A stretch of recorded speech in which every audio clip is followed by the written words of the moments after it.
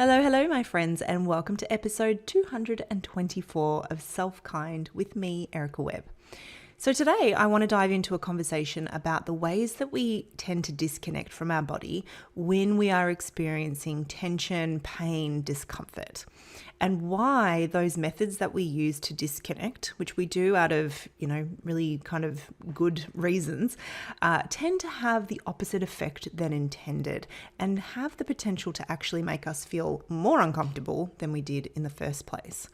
I'm going to talk about what those things are, as well as how we can take a different approach that might actually start to help us reduce that tension, reduce that discomfort, and find a new way through that. So I'm very much looking forward to diving into today's topic. But before we do, there's just a few days left to go before I share a brand new free live workshop with all of you if you are signed up and want to participate. So on the 3rd of October 2023 at 10 a.m. Australian Eastern Daylight Time, I am running a workshop called Ease. It is all about somatic exercise for a weary body. And I'm going to be taking you through some of the why around why somatic exercise can be so darn helpful for persistent aches and pains. And we're also going to move through a physical practice together. So it's 90 minutes. It's completely free. It's happening live on Tuesday, the 3rd of October. There will also be a replay though. So when this episode goes live, it's the end of September. You've still got, I think, a few days if you're listening to it within the first day of it coming out. You've still got a couple of days to sign up and join me live. You also can sign up and then just have the replay delivered to you. And if you're listening to this and you're like, the 3rd of October has already gone, might be shortly gone or long gone, still visit the website because you may well be able to access the replay from there. So you want to visit ericawebb.com.au/free-workshop to sign up for that. And I'm looking forward to seeing you there. All right, so let's dive into talking about the ways that we other our body when we're experiencing tension, pain, discomfort. We do this with emotional pain and discomfort as well, but today I want to specifically talk about physical tension, physical pain. So we're going to talk about how we tend to distance ourselves from our body when we're in pain and discomfort, and why the strategies that we use can actually make that discomfort, that tension, that pain worse, not better. Even though our motivation for engaging in those things might be to actually reduce that discomfort, tends to have the opposite effect and ramp it up. And I'm going to share with you some alternatives as well, because it's no good pointing out what doesn't work and not giving you things that do. So that's what we're going to talk about. So let's talk about the ways that we can other our body when we're in discomfort. When I say like kind of othering our body, what I really mean is creating kind of like a not me or a distance or a disconnect between part or whole, all of our body in relation to like who we are, right? So it's very common when we're experiencing particularly persistent tension, right? That sort of tension that just doesn't seem to go away, that we haven't figured out how to manage or navigate or release. It's very common for us to refer to ourselves in ways that create some distance between that discomfort and us. And so I'm going to talk about 3 of the ways that we do that. And the first one is through our language. So it is not uncommon for us to hear ourselves and the people that we know referring to the bits that hurt as things that are kind of like separate to them, like the bad hip. They might even own it. They might say my bad hip, but there's language around it that kind of creates negativity around that part of themselves. So the bad hip, the dodgy knee, the cranky back, those sorts of words that create a disconnect or a negative kind of aura around that part of their body. I do this too. So I'm not saying that I'm immune to it. I never am. Anything that I talk about here comes, a lot from personal experience. So it's very easy to start talking about the parts of ourselves that hurt as though they are, the bad parts, the disgruntled parts, right? As though they are maybe out to get us. Last week, I think it was on the podcast, I spoke a little bit about how I used to experience really chronic neck and shoulder tension and pain. And I used to always talk about wanting to just have a transplant, right? From shoulders up, just give me a new set because this set is broken. And that's the sort of language that I'm talking about here. The language that says, this isn't good, this is bad, this part of me or piece of me isn't working as intended, and it's just not right. Yeah. So we kind of use this language that disconnects us. It makes it almost like not self. Or if it is self, we're like ashamed of it or mad at it or think it's mad at us, right? We kind of create that sort of language around it. The second thing that we tend to do is sort of almost like physically disconnect or distract from that part of us. So we take the painkillers. I'm not saying that that's a bad thing. I absolutely have Panadol and Nurofen in my cupboard, but we disconnect from that. We try to ignore. We push it away. We pretend everything's fine. We, just ignore. And it takes a lot of energy to do that, for one thing. But that's the second thing that we do. And the third thing is that we blame and shame those parts of ourselves. And that blame and shame really speaks to this idea that I'm broken. There's something wrong with me. That part of my body is crap, right? We kind of distance ourselves through blame and shame. Now, the thing with all three of these ways of disconnecting is that they all involve some level of disconnect. And they all involve some layer of self-criticism. It shouldn't be like this. This is bad. I'm a problem. I'm broken. My body's against me, etc. Now, the thing is that when we are disconnected between body and brain, we are missing opportunities to change how we feel through the input that is movement. Because in order to have a really impactful impact, is that the right use of those words together, the same word? I don't know. But in order to have a really significant impact on how our brain, outputs movement, we need to be paying attention. Paying attention, mindful movement can make such a big difference to that brain-body connection. What we know from pain science is that when we are experiencing pain in a particular area of the body, the brain area that is sort of responsible for mapping that part of the body, the representation of that gets a little smudged, as in the neurons that are responsible for kind of representing that part of the body, they start to share the load with the areas around them. And so suddenly it's sort of like the edges of yourself get a little blurry. It's this sense, it's this idea of kind of smudging within the brain, that literal brain-body connection is not as clear as it could be. And the way that we increase that clarity of the map in our brain, the representation of that part of our body, is through movement. We cannot do that if we're not paying attention. We cannot do that if we're not allowing ourselves to be present to what's there. So what happens is, by distracting, ignoring, etc., we are potentially limiting our options as far as enhancing that brain-body connection goes, which can lead us further into that sense of being disconnected from that part of our body. The other thing that happens is when we are in this blame, shame,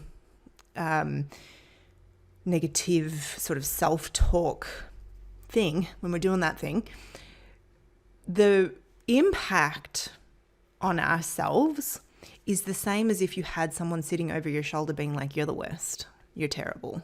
Your body's broken. By the way, have you thought about this? Have you thought about all the other ways that you suck? It is awful, right? It feels awful. If you had someone sitting on your shoulder saying those things to you, you would have a physical and physiological response to that would put you into some sort of fight, flight, or freeze mode, right? And when we do that to ourselves because we're uncomfortable, we're experiencing discomfort, pain, tension, and we distract, disconnect, blame, shame, use this language that is othering and critical, we also have the potential to be putting ourselves into that cycle, right? We are putting ourselves into a zone of needing to protect ourselves from ourselves, right? We have the same physiological reaction to sort of stress, whether that comes from somebody else's critical words or our own. And so in kind of blaming, shaming, distancing, distracting, disconnecting from ourselves, we are potentially creating more of the thing that we're trying to escape from in the first place, namely tension. Because what's the first thing that we do when somebody criticizes us? We kind of, shoulders come up to our ears, we clench our jaw, we grip in our belly. We have that kind of protective response. And so we're going to do more of that if we're self-criticizing as well. Now, as a little side note, it's interesting to consider that tension is protective, right? That tension is kind of like going to bat for us. It is a way of armoring ourselves to fight, flight, or freeze. And yet, we look at ourselves and we go like, maybe I'm broken. What's wrong with me? How do I disconnect from this? How do I solve this? And I think so many of our questions come back to this kind of overarching idea of like, well, what the heck is wrong with me? Rather than looking at it from a different angle and asking like, what is it that I might need? Why is my body so deeply in protective mode? Why is my body experiencing this? Because it won't be by accident. It won't be to just piss me off. There will be a reason why it's happening, right? And we might not always be able to kind of find that reason in the moment. But if we switch out the question from like, what is wrong with me, to what might it be that I need, then we start to move out of that kind of blame shame game into something that has the potential to be more supportive. So I want to talk about 3 of the things that we can do instead. We've been using, language to other ourselves and disconnect. We've been using distraction and we've been using blame and shame. So what can we do instead?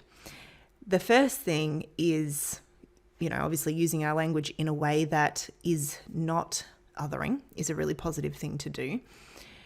And that really comes down to acknowledging and having compassion for the state and situation that we find ourselves in. And so noticing and being like, wow, I really am experiencing a lot of tension in my shoulders today. It's uncomfortable and I'm not finding this easy. And meeting yourself with compassion in that. I see, myself suffering. I see that I really don't know what to do next. And I'm going to offer myself kindness and compassion in that suffering. So that acknowledgement and that compassion is key. The second thing that we can do is, in an appropriately kind of managed or titrated or dosed kind of way, be with the discomfort in movement. Be with ourselves in movement. And what I mean by that is thinking about things through that lens of like the body-brain connection, right? We can clarify those maps. We can give really useful information to our brain about how our body is through movement. And so using movement to help shift tension. I mean, that is my jam, right? But it can be something as simple as lying down on the floor or sitting in your chair and noticing, really giving yourself the time and the space to be present to sensation within a range that obviously doesn't make you want to scream, right? We're not trying to move further into pain here, but giving yourself that space to appropriately explore movement and to allow yourself to be present to what it is that you notice. This is where little simple things like joint rotations are so valuable. Circling your shoulders, circling your ankles, circling your hips. All of these things that we can do really mindfully and within a range that, doesn't increase the pain are really, really helpful ways of reconnecting and watching our responses, watching the language that comes up as we notice. Can we meet ourselves all the time with that compassion, with that curiosity, rather than the judgment and blame and shame? And then the third part, which I think probably is, I've sort of already spoken about, but this idea of having a willingness to shift from what is wrong with me, which is a really simple question to ask in a lot of ways, to the curiosity infused question of like, what is it that I might need? Now, that is a complicated question. I'm not going to lie. It sounds simple, right? But it isn't. Sometimes it is easier to ask the question of like, well, what's wrong with me? Because if I'm broken, I guess, buck stops here. This is just what it is. But if we start to ask the question of like, what is it that I might need? We have to get a little bit more honest with ourselves. We have to get a little bit more curious. And sometimes we might be asked by our body and by our being to do things that get in the way of productivity, pleasing other people, constantly achieving, etc., etc. And even if you don't think of yourself as being a super high kind of productive, achieving person, those needs, that drive, that kind of cultural drive impacts all of our ability to actually show up for the things that we need. So as an example, the day that I'm recording this, it's a Monday, and it's the first Monday of school holidays for my kids for this school holiday term. And I had plans to get a lot of work done. I was going to let them have a rest day, just chill out, do their games, do whatever they felt like. We're going on a holiday next week, and so I had all these plans of like everything that I wanted to do. I wanted to pre-record this podcast. I wanted to do a bunch of videos for the SelfKind Hub. I wanted to record something for YouTube. And I got up and I just didn't feel very much like I had the energy for that. I was wiped out yesterday, just completely exhausted, woke up today feeling still a little bit like, I really just want to lie on the couch. And like, I gave myself permission to do that. This is the first like proper work thing I've done all day, and it's already, nearly 3:00 in the afternoon. And it is hard sometimes to push off the things that feel productive because we know we need to do them, right? Like my work's not going anywhere. Nobody's going to do it for me. It's important. It needs to get done. And yet when I really checked and said like, what is it that I need? What is it that I might need? The answer was like, maybe you need to not do that today. Maybe you need to do less. Maybe you do just need to go and sit on the couch and read your book and draw and have a cup of tea and, eat strawberries. Like that was the answer when I checked in. That isn't always going to be the answer, right? But my point being that sometimes asking the question of like, what is it that I might need also leads us to the follow-up, which is like, am I willing to do what it is that I might need? Which maybe is stuff that feels uncomfortable, like rest, self-care, meeting ourselves with compassion, taking a day off, all of that stuff that perhaps doesn't feel always that available to us because we are so immersed in this culture of achieve, do more, don't let anybody down. But in the process, we often let ourselves down, right? So they're the three ways that we can kind of start to reconnect, bring those pieces of ourselves that we have perhaps othered out and made separate to ourselves, disconnected from, in an attempt to kind of shield ourselves from that discomfort, to stop it from getting in the way of our productivity, most likely. But to start to draw those parts of ourselves back in, to start to meet them with more compassion, to start to ask the question of like, hey, like, what is it that you might need rather than what is wrong with you? And that is going to have a very different impact on your nervous system than simply the shun, the blame, the shame, the disconnection. It has an impact on the way that your nervous system responds. It has an impact on that brain-body connection, and it's ultimately going to have a huge impact on the way that you feel. All right, that's it from me. I hope that that is helpful. I hope that that is useful. When I talk about pain and discomfort and tension, sometimes I'm considering in the back of my mind how hugely varied people's pain and discomfort experiences can be. But when I talk about this, I'm really talking about anything from the daily tension that builds up as we sit at our desks to the more chronic long-term stuff that maybe you've had a bad back for 10 years. So anything in that spectrum, anything, it can be affected by these ways of relating to ourselves. So get curious, notice, are you doing any of these things? And can you just simply start to get curious about asking new questions, asking, what is it that I might need? Noticing, what is the language that I'm using to refer to these parts of myself that are perhaps not super comfortable right now? And am I able to meet myself with more compassion, more curiosity, and loads of kindness? All right, until next week, keep being kind to yourself. I'll speak to you soon.